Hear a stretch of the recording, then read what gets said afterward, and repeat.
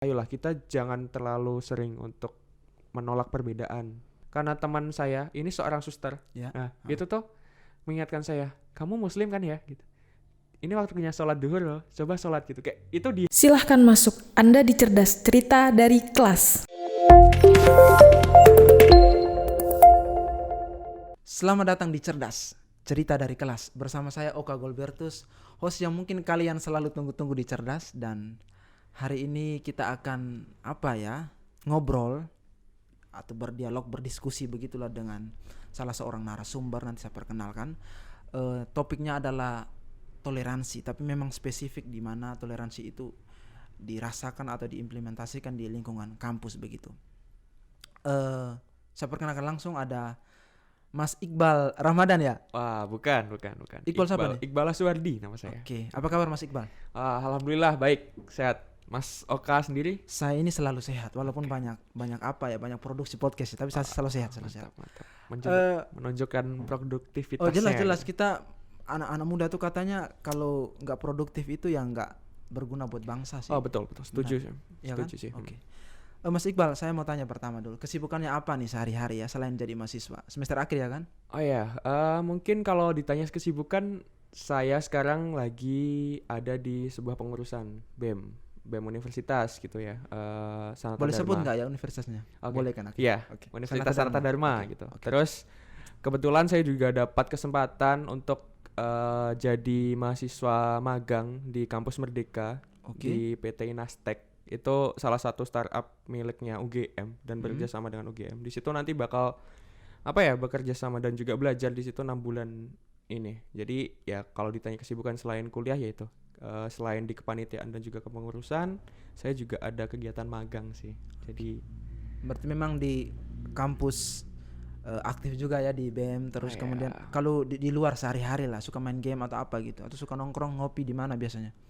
Kalau saya mungkin lebih ke nongkrong sih, karena untuk game saya takut kecanduan deh loh. Kalau lupa waktu kadang kalau main game. Jadi untuk ngobrol atau nongkrong gitu sama teman-teman mungkin banyak kan di Mas Oka mungkin tahu di daerah Sturan banyak gitu banyak sekali Sturan, sekarang selesai endemi ini kita lihat kan banyak pembangunan di itu tempat-tempat nongkrong. Jadi mungkin di Kobesa atau di CP kadang saya ngobrol. CP ya. Iya, itu dekat kos saya sih. Oh ya. Ya, nanti kita lain kali lah ya. Oke, siap. Oke. Dengan latar belakang ini ya, Mas Iqbal sebagai seorang mahasiswa di kampus Sanata Dharma ya kan? Iya. Dan mungkin informasi awal, Mas Iqbal kan non muslim ya kan, di kampus Katolik ya kan? Oke. Oh, iya. Saya mau tanya sih, sepanjang ini ya pengalaman berpendidikan atau mengikuti pendidikan dari SD, SMP, terus kemudian SMA dan sampai kuliah gini, sebenarnya ada pengalaman apa sih tentang toleransi atau soal keberagaman begitu? Bukan hanya keberagaman soal beragama, tapi ya banyak lah begitu. Oke. Mungkin saya mengkoreksi sendiri. Tadi saya muslim tapi ya? Di lingkungan non-muslim ya. Saya salah sebut. Iya. Oh, sorry. Oke. Cuman ketika ditanya soal gimana keberagaman ketika saya masih di lingkungan sekolah dan juga kuliah, memang jujur berbeda. Dari SD sampai SMA kan saya juga di sekolah negeri yang mayoritas itu muslimnya banyak gitu. Benar. Cuman ketika saya masuk ke di universitas yang basicnya Katolik, mungkin secara lingkungan berbeda, cuman saya diterima juga sama baiknya gitu. Jadi nggak ada terlalu perbedaan spesifik, nggak. Cuman saya malah bangga gitu karena saya bisa diterima di lingkungan baru. Asumsi orang yang menilai bahwa perbedaan itu malah menyulitkan itu nggak ada. Jadi saya malah senang. Jadi ketika ada orang awam yang bertanya kepada saya, gimana rasanya kuliah di lingkungan yang kamu jadi minoritas, saya nyaman. Dan saya diterima di situ dan saya bangga jadi bagian dari mereka gitu. Jadi itu mungkin yang bisa saya bagikan ke Mas Oka ya. Mas Iqbal, saya pernah baca di salah satu artikel ya. Ini artikel penelitian bagaimana mereka meneliti isu toleransi di lingkungan kampus begitu, dan ternyata lebih dari 50% lah ya. Pokoknya besar angkanya, lebih besar itu kampus mahasiswanya, dosennya itu memang di Indonesia sangat toleran begitu. Angka tidak tolerannya itu lebih kecil begitu. Sebenarnya menurut Mas Iqbal ini pencapaian atau memang apa sih, hal baik atau memang hal yang sudah seharusnya begitu? Kalau menurut saya sendiri sudah hal lumrah ya, karena normal sih, karena kalaupun itu ada isu ataupun apa jejak pendapat yang mengatakan intolerannya lebih besar, saya malah justru curiga karena saya sendiri yang Ya. mengalami, pelakunya saya sendiri, maksudnya nggak ada hal-hal semacam itu. Jadi malah senang kalau ada survei yang Survei mengatakan dan kayak gitu, sepakat oke. semacam itu. Oke, ini pertanyaan agak serius lagi. Oke. Kalau Gimana, begitu di pandangan Mas Iqbal ya, Iya. Iqbal Lazuardi ya. Mas? Iya, Oke. Lazuardi. Bukan Iqbal Ramadan ya. Oke. Apa sih toleransi itu? Definisi yang mungkin spesifik, ini sebenarnya definisi yang saya coba sampaikan sendiri begitu dengan referensi dari bacaan ataupun kemudian pengalaman masa lalu begitu. Oke, kalau saya boleh bilang, mungkin toleransi ya. Saya mungkin bisa mengartikannya ke pengertian sih, karena mungkin lebih dapat diterima gitu. Toleransi itu bagi saya sebuah hal yang sama halnya seperti kewajiban dan hak gitu. Kalau kita menyelesaikan kewajiban kita juga bakal dapat hal yang sama gitu kan. Jadi menurut saya toleransi itu antara mengasihi dan dikasihi, dan juga jangan memaksa. Jangan ada sampai ada pemaksaan di situ. Kenapa? Karena esensi dari toleransi itu sendiri juga menghargai apapun yang dilakukan orang lain, terlepas itu nanti isunya agama, suku atau apapun. Kita tetap harus menghargai apapun yang dilakukan oleh yang bersangkutan gitu-gitu. Mungkin itu sih, lebih ke toleransi itu menurut saya antara mengasihi dan dikasihi. Kalau kita bisa memberi, pasti kita juga bakal diberi yang lebih baik gitu. Oke. Jadi memang itu kalau dibilang semacam timbal balik begitu ya. Betul, Ketika kita memberi ya. ya kita akan menerima. Ketika Siap. kita menerima kita bisa memberi. Oke. Ya gitu sih. Mungkin yang berikut adalah Mas Iqbal kan ini aktif ya kan. Salah satu apa ya? Bisa dibilang wakilnya teman-teman mahasiswa USD begitu ya. Iya. Karena jadi pengurus BEM di lingkungan di tingkat kampus ya kan, tingkat Iya. universitas bukan di fakultas. Saya mau tanya juga. Bagaimana sih pengalaman sampai bisa jadi anggota BEM begitu di divisinya atau di kepengurusan apa di Sanata Dharma begitu. Bagaimana ceritanya? Oke, jadi sedikit nostalgia nih. Oh iya, harus. Itu sebenarnya saya juga spontan aja sih. Ketika ada kesempatan untuk ikut di situ, saya sebenarnya juga iseng-iseng aja awalnya kayak wah nih hal yang baru nih, karena jujur saya orang yang pengen tahu hal-hal baru gitu. Kalau mencoba apa salahnya di situ kan, pasti juga belajar banyak hal di situ. Nah ketika itu tahun lalu November tahun lalu sih, ketika ada pembukaan itu saya minat nih di posisi yang sekarang saya jabat itu Kemenkoan. Jadi saya Menko Diplomasi Luar Negeri. Dan ketika saya baca tugas dan juga kewajibannya itu kayak seru juga nih, bakal berhubungan sama pihak eksternal karena di situ sendiri saya juga menaungi Kementerian Luar Negeri yang pasti juga banyak hal dan juga banyak hubungannya dengan pihak eksternal, entah dari BEM universitas lain ataupun juga event-event yang mungkin butuh pendanaan dan segala macamnya. Jadi banyak hal yang bisa saya pelajari di situ.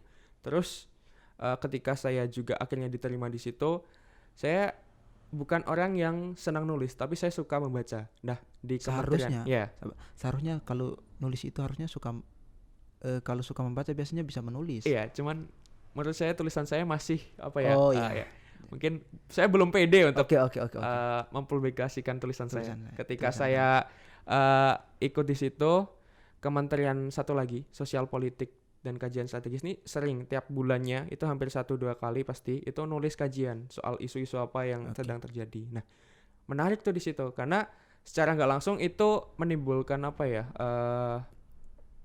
mengubah pola pikir saya. Saya lebih bisa berpikir kritis tentang apa yang sedang terjadi dan juga berusaha untuk rasional. Cuman rasionalnya di sini lebih ke jangan sampai ini memberatkan satu pihak dan segala macamnya. Jadi saya dituntut untuk ya sebisa mungkin bijaksana gitu dalam menulis dan segala macam. Itu sih mungkin yang bisa saya bagikan. Pertanyaan lanjutan ini masih dengan BEM. Iya. Posisinya sebagai salah satu pengurus di BEM ya kan. Mungkin dengan beberapa rekan pengurus inti begitu, apa sih yang pernah atau sudah dibuat untuk menciptakan Sanata Dharma ini sebagai sebuah kampus yang bisa menerima teman-teman mahasiswa dari banyak golongan, banyak perbedaan begitu. Apa yang mungkin sudah pernah dibuat begitu? Mungkin terkait itu kita lebih banyak komunikasiin dengan unit kegiatan mahasiswa UKM ya. UKM. Karena ketika ngomongin soal kepengurusan di pengurus inti, saya tuh salah satu pengurus satu-satunya pengurus inti yang muslim. Yang lain tuh non muslim Non semua. muslim semua, oke. Dari situ udah bisa diterima sih Bang, kayak oh berarti BEM Sanata Dharma ini juga menerima perbedaan gitu kan. Maksudnya kita juga toleransi di situ. Cuman ketika kita ngomongin soal apa ya, toleransi beragama dan suku dan segala macamnya, kampus Sanata Dharma sendiri punya yang namanya kampus ministry. Kampus ministry itu sering membuat semacam dialog, setahu saya kayak diskusi gitu, dialog lintas iman. Jadi di setiap di Universitas Sanata Dharma itu banyak UKM yang bergerak di keagamaan. Misal ada UKM Budi Utama, setahu saya itu yang UKM muslimnya, terus ada lain yang saya kurang tahu, cuman ada unit kegiatan mahasiswa untuk Buddha, Hindu, Kristen dan juga Katolik, dan mereka sering dikumpulkan sama kampus ministry ini sendiri untuk membuat sebuah acara yang saya bisa bilang itu dialog gitu. Jadi kalau di situ mungkin dari pertemuan kecil itu bisa menggambarkan bahwa sebenarnya Sanata Dharma juga mendukung toleransi itu sendiri dan gak ada permasalahan soal intoleransi. Berarti memang Mas Iqbal merasakan sendiri ya, menjadi salah satu pengurus inti di BEM merasakan non muslim begitu di tengah muslim di tengah teman-teman yang non muslim. Jadi memang itu sebuah pengalaman yang menurut Iqbal ya inilah wujud dari toleransi ya kan. Pertanyaan yang berikut apa ya? Ada titipan pertanyaan nanti dulu ya Mas ya. Kita sebenarnya lanjut tapi kita harus main game dulu Mas Iqbal. Ada game ya Dede? Ya ada. Inilah ciri khas cerdas, selalu ada game. Mantap. Siapa dulu nih? Ayo. Saya aja lah. Berarti tuan rumah di sini harus duluan. Oh siap. Antara Atma dan Sadar. Jangan Mas.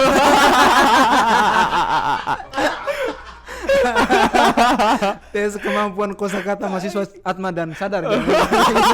Jangan. Oke. Ini dulu ya. Oke. Kata yang pertama.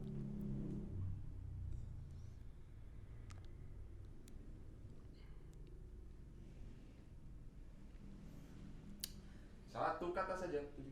Kolaborasi. Kerjasama. Wah, benar ya. Wah, aduh. Apakah saya langsung kalah ini? Spontan itu. Waduh. Sekarang luar biasa emang. Pokoknya ini bukan atas nama kampus ya. Iya enggak, santai. Itu bercanda ya. Aduh. Susah ini. Pegangnya. Aduh. Satu kali langsung benar ini. Pencapaian. Target. No. Prestasi. Tar dulu. Oh, oke, sorry. Satu kata dulu. Prestasi.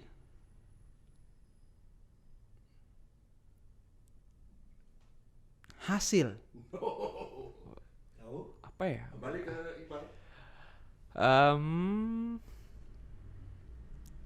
Seni. Prestasi, seni, hasil.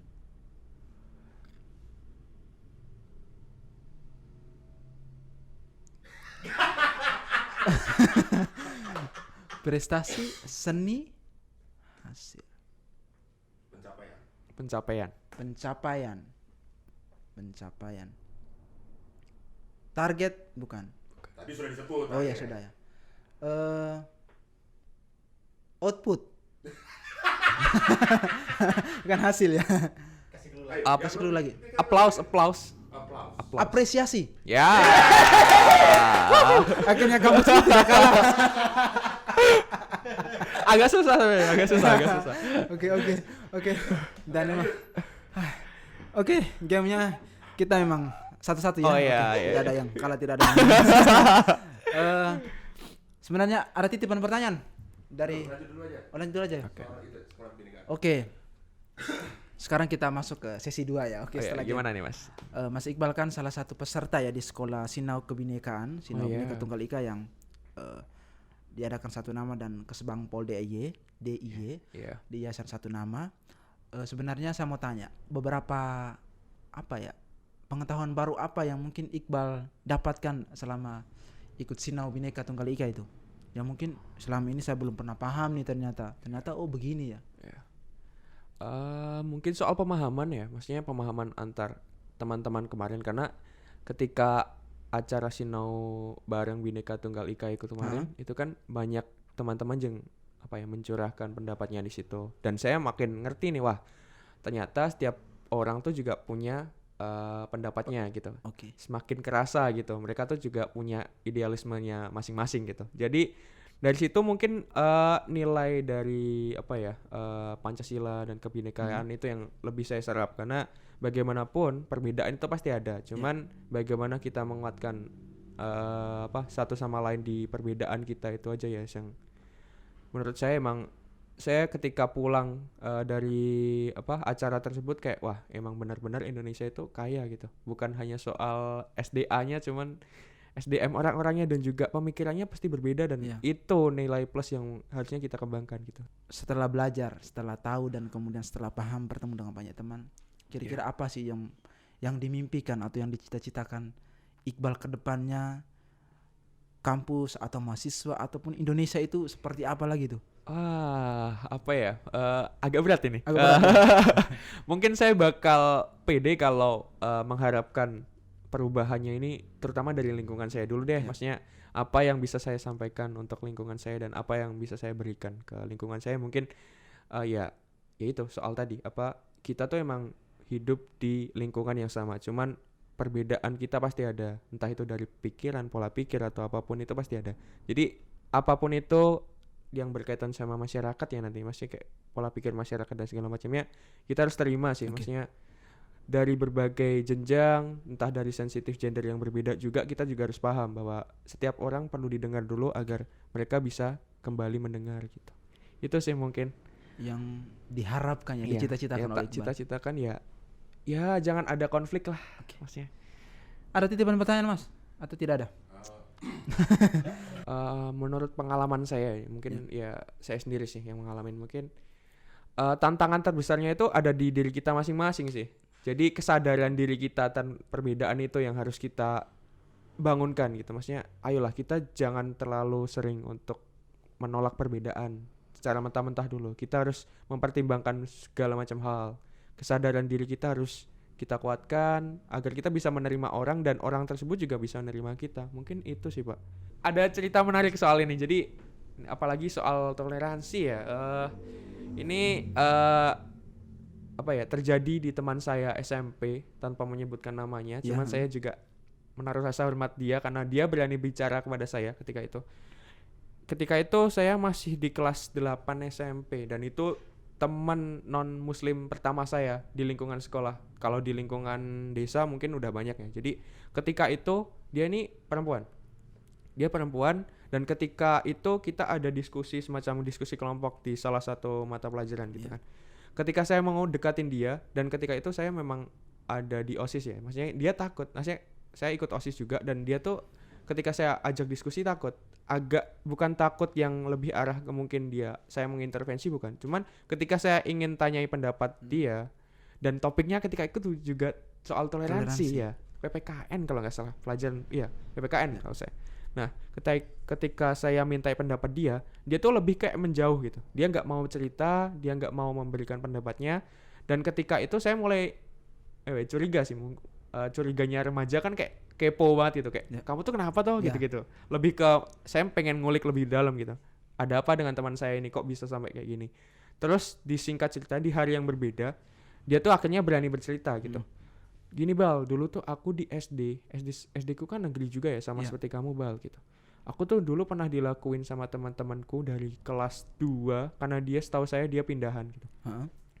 Dari kelas 2 sampai kelas 6 dia tuh disebut kayak mohon maaf ini lebih ke condongnya ke agama non muslim ya. Kristen, agama dia Kristen dan dia di situ tuh lebih kayak dibully sih, lebih dibully teman-teman sekelasnya terkait agamanya itu. Saya kurang tahu konteksnya dibulinya semacam apa, cuman sampai membekas dan trauma di dia kan berarti ada hal yang memang saya rasa atau bisa, kemudian membekas begitu susah dilupakan. Sampai dia tuh di satu hari nggak mau berangkat sekolah karena hal itu karena dia takut. Dia tuh sebenarnya dia tuh tahu aku tuh salah apa sama kalian kok sampai kalian kayak gini, cuman mungkin masih anak-anak ya jadi juga belum tahu maksudnya dia harus gimana dan segala macamnya, sampai akhirnya ketika dia bilang kayak gitu saya juga merasa bersalah secara langsung. Waduh, saya mendengar hal ini cuman kok sepertinya saya juga nggak bisa bantu karena itu juga udah lepas dari masa lalunya dia. Maksudnya itu bagian dari masa lalunya dia. Sekarang yang saya pikirkan, oke, kamu harus melupakan hal tersebut dan aku sebagai temanmu dan yang lain di sini menerima kamu. Jangan ada pemikiran semacam itu lagi sih. Jadi dari situ saya lebih kayak mikir, wah, kok ada ya orang-orang kayak gini yang ya saya mungkin terlepas dari mungkin masih anak-anak dan segala macamnya, traumanya itu loh yang masih membekas tuh. Jadi kayak saya kasihannya di situ dan saya akhirnya lebih sadar akan ya perbedaan itu sebenarnya bisa kita rasakan kalau kita juga bisa menerima diri kita di lingkungan gitu. Dan coba menerima lingkungan yang ada di diri kita. Maksudnya di lingkungan kita. Jadi masalah yang mungkin pernah dialami sama teman saya di SMP itu jangan sampai terulang lah. Karena kalau trauma ya, maksudnya kalau ngomongin soal trauma itu kan pasti berkepanjangan dan bakal mempengaruhi masa depan juga. Dan untungnya setelah kejadian itu teman saya lebih terbuka dengan teman-teman yang lain dan saya juga. Jadi saya juga merasa senang gitu dengan dia berani berbicara di soal keresahannya, traumanya dia, dan sampai dia akhirnya berani untuk diterima dan berani untuk bersosialisasi. Itu juga langkah yang besar gitu. Jadi saya ikut senang dan harusnya ini yang bisa kita lakukan sebagai warga negara Indonesia gitu. Kalau toleransi ini mantap lagi nih. Karena ketika ini di kuliah Pak dan Mas Oka, ketika saya masih awal-awal maba, kan di situ ada ospek gitu-gitu kan. Dan ketika ospek itu berlangsung kan pasti ada isoma, jadwal istirahat, sholat dan makan gitu. Saya ketika selesai makan itu, karena teman saya ini seorang suster, itu tuh mengingatkan saya, kamu muslim kan ya gitu. Ini waktunya sholat duhur loh, coba sholat gitu. Kayak itu di hati tuh kayak rasanya wah. Mungkin kalau kita diingatkan sama saudara muslim mungkin udah hal biasa ya. Diingatkan pacar juga biasa ya. Iya. Udah hal yang biasa ya. Cuman ini suster apalagi dia seorang saya bicarakan kayak pemuka agama di agama lain gitu kan, kayak wah. Setoleransi ini loh Indonesia tuh sebenarnya. Dan saya merasakan gitu kayak wah, kita yang sebelumnya mungkin ibadahnya masih bolong-bolong dan segala macamnya, kayak diingetin kayak gini, wah ini sebuah pencapaian luar biasa gitu. Ternyata kita selain kita diperhatikan orang lain yang berbeda dengan kita secara konteksnya agama itu juga memperhatikan kebiasaan kita loh gitu loh. Jadi itu sih mungkin Pak dan juga Mas Oka yang toleransi yang bisa saya rasakan luar biasa tuh kayak gitu. Dan dari situ juga saya mungkin merasakan wah saya berada di lingkungan yang benar nih. Apapun bisa diterima di sini. Bukan perbedaan ya yang diterima ya, maksudnya bukan penyimpangan ya. Menyenangkan sih kalau ngomongin soal toleransi. Cuman ketika kita mau ngobrol soal toleransi, mungkin diri saya sendiri mau buat termsnya itu kenali dulu teman kita siapa. Maksudnya kenali dulu sahabat kita. Entah siapapun itu, kenalin dulu. Baru kita bakal tahu latar belakang mereka seperti apa. Ketika kita udah menemukan jati diri orangnya, maksudnya mungkin kita udah kenal, misal saya kenal Mas Oka nih, wah Mas Oka nih orang ini dari sini, dia kuliah di sini. Saya juga bakal mengulik lebih dalam soal latar belakangnya, dan ketika kita udah berteman baik di situ, kita pasti bakal menerima hal-hal yang berkaitan sama latar belakang orang tersebut secara nggak langsung. Mungkin itu yang langkah yang paling efektif sejauh saya berdinamika dengan banyak orang itu, untuk menghargai sebuah toleransi dan juga membudayakan toleransi semacam itu sih. Kenalin orangnya dulu, kita bersahabat sama orangnya dulu, baru kita bakal mengenal dan juga bersahabat dengan latar belakangnya. Itu sih. Jadi kenal dulu ya. Harus kenal dulu. Kalau ada pepatah bilang tak kenal maka tak sayang. Betul. Ya ini kenal dulu baru kita mungkin akan tahu ternyata latar belakangnya ini ada masalah ya kayak gitu. Kan saya juga sering dijadikan kelinci percobaan tuh. Wah, gimana? Gimana ini, Mas? Kalau Sinau Bineka sama anak SMA, apa yang paling ditakutkan? Orang timur. Saya maju jadi contoh kan. Aduh. Terus ditanya sama fasilitatornya, masih takut sama orang timur? Masih. Terus kenapa? Saya yang tanya kan. Ada yang tanya sampai gini loh. Di Flores di tempat saya itu. Makannya apa? Nasi. Atau makan apa? Ya nasi, yang bedanya cuma porsi aja.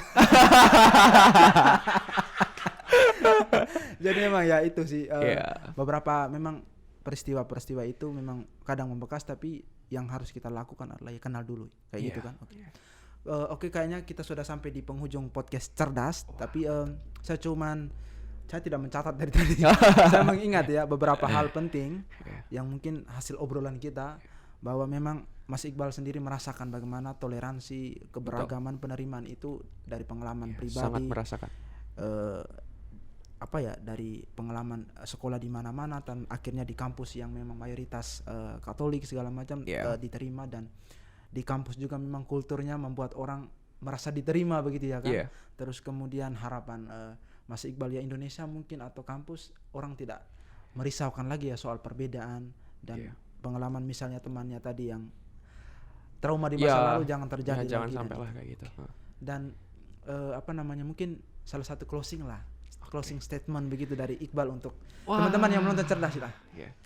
Teman-teman apa cerdas ya? Ya, cerita dari kelas. Cerita dari kelas, mungkin sedikit yang bisa saya bagikan soal toleransi dan intoleransi itu lebih ke kitanya. Siapapun itu bisa jadi apapun gitu. Siapapun bisa jadi apapun. Iya. Apa yang kita buat dan apa yang kita lakukan sekarang itu bakal berpengaruh sama masa depan yang bakal kita jalankan gitu. Jadi jangan ngejudge orang dari masa lalu ataupun apapun latar belakang mereka, karena setiap orang tuh punya chance untuk berkembang dan juga punya chance untuk berkembang dan juga berproses gitu. Jadi jangan sampai kita malah menyalahkan atau mendoktrin orang tersebut semacam kamu salah dalam hal ini dan segala macamnya. Karena bagaimanapun kita itu hidup di dalam perbedaan, dan mau gak mau kita harus menerima hal itu tanpa ada paksaan ya. Kita harus mulai menerima dan juga sadar bahwa perbedaan itu sebuah hal yang lumrah dan kita harus berdamai dengan hal itu. Itu sih. Oke, terima kasih teman-teman. Itu closing statement yang sangat bagus, rapi dan padat dari Mas Iqbal buat kita yang menonton. Semoga tontonan ini bermanfaat, dan jangan lupa teman-teman untuk like, komen, dan subscribe supaya Anda tidak ketinggalan konten-konten cerdas yang selalu menarik di episode berikutnya. Terima kasih dan selamat siang nih ya Mas ya. Iya, selamat siang.